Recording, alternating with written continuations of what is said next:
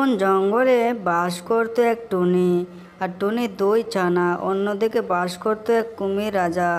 কুমির রাজার সাথে খুব ভালো বন্ধুত্ব ছিল টুনির, কিন্তু এক দুষ্টু শিয়ালের একদমই সহ্য হতো না সেটা। সে মনে মনে ভাবতো কী করে তাদের বন্ধুত্ব নষ্ট করা যায়। আজকের গল্পটা এদের নিয়ে। শুনেছো না রে, আমি এখন কুমিরদের সাথে দেখা করতে যাচ্ছি, ঠিক আছে? আসার সময় তোমাদের জন্য আমি কিছু শিকার করে নিয়ে আসবো। এখন তোমরা বাসা গিয়ে ঘুমিয়ে পড়ো, ঠিক আছে? আমি আসছি তাহলে। তারপরে টুনি কুমিরদের সাথে দেখা করার জন্য রওনা দেয়। চো দিদি, মা তো বললো যে বাসায় যেতে। চো আমাদের দুজনে বাসায় যাই। ঠিক আছে দিদি, চলো তাহলে। তারপর টুনির দুই ছানা বাসায় চলে যায়, আর এদিকে টুনি কুমির দাদার সাথে দেখা করার জন্য এসে পড়ে। কুমির দাদা, ও কুমির দাদা, কোথায় তুমি? একবার উঠে এসো, তোমার সাথে আমার কিছু কথা আছে। কি হলো টনি, তুমি আমাকে ডাকছো? কি হয়েছে, কিছু বলবে?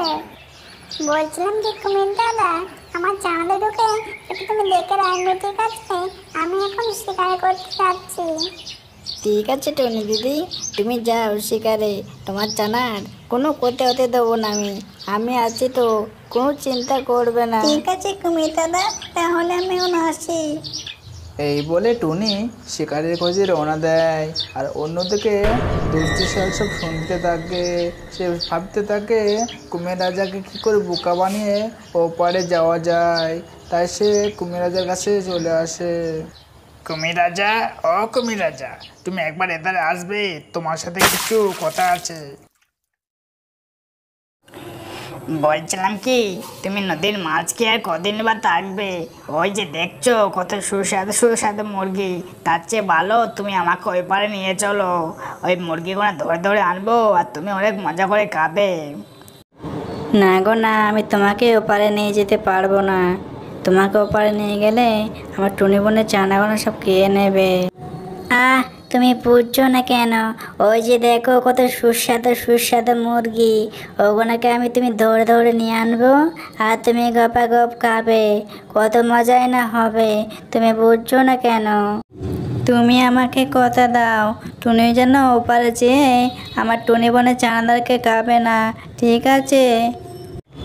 তারপরে দুষ্টু শিয়াল বলতে থাকে যে এই তো কুমির রাজা লাইনে এসেছে, এখন আমি ওপারে যাব কুমির রাজাকে বোকা বানিয়ে, তারপরে মুরগিগুলো ধরে গপা গপ খাবো। তারপরে কুমির রাজার পিঠে দুষ্টু শিয়াল চড়ে নদী পার হয়।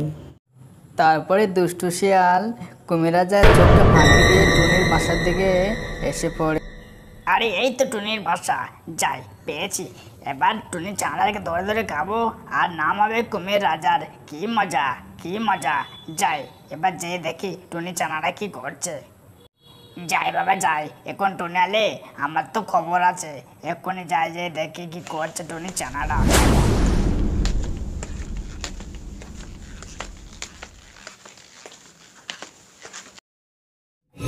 দিদি, মা তো সে কখন গেছে, এখনো তো এলো না। আমার যে বড্ড খিদে পেয়েছে, এখন আমি কি করব? তাই তো, মা তো সে কখন গিয়েছে, এখনো তো এলো না। তাহলে কি মায়ের কোনো বিপদ হলো নাকি? আরে ওই তো টুনির চানারা টুনির জন্য অপেক্ষা করছে। এখন আমি যাই, যে এটাকে টুনির চানাদারকে জঙ্গল থেকে যেমন করে ওখানে নিয়ে যেতে হবে, তারপরে ওদের ধরে ধরে অনেক মজা করে খাওয়া যাবে। এই বাচ্চারা, তোমরা মায়ের জন্য অপেক্ষা করছো? তোমার মা তো আমাকে বললো যে তোমাকে জঙ্গলের দিকে নিয়ে যেতে। কি বলছো তুমি? আমার মা তোমাকে পাঠিয়েছে নিয়ে যাওয়ার জন্য আমাদেরকে? ঠিক আছে, আমরা যাচ্ছি। কিরে দিদি, তুই কি ভুলে গেলি? মা তো কারোর সাথে যেতে নিষেধ করে গেছে। তাছাড়াও তো একটা দুষ্টু শিয়াল আমাকে দুজনকে খেয়ে নেবে। চো, পালিয়ে চো, পালিয়ে চো। আরে চানারা, তোমরা ভয় পাচ্ছ কেন? আসো আমার সাথে আসো। তারপর টুনির এক ছানা পালিয়ে গেলেও আর এক ছানা শিয়ালের কথায় চলে আসে। কই শিয়াল মামা, আমার মাকে তো আশেপাশে কোথাও দেখছি না। কোথায় আমার মা? তোকে আমি খাবো বলে কিনে নিয়ে এসেছি রে। তোকে তোর মায়ের কাছে ফিরিয়ে দেওয়ার জন্য কি নিয়ে এসেছি। এখন তোকে আমি ধরে খাবো। কি মজা, কি মজা। আমাকে কেউ না, আমাকে কেউ না, দোয়াই লাগে তোমায়, আমাকে ছেড়ে দাও, আমাকে ছেড়ে দাও। আরে এই তো টুনির চানা কাছেই বন্দি হয়ে গেছে, যাই এবার যেয়ে ওকে খেয়ে নিই।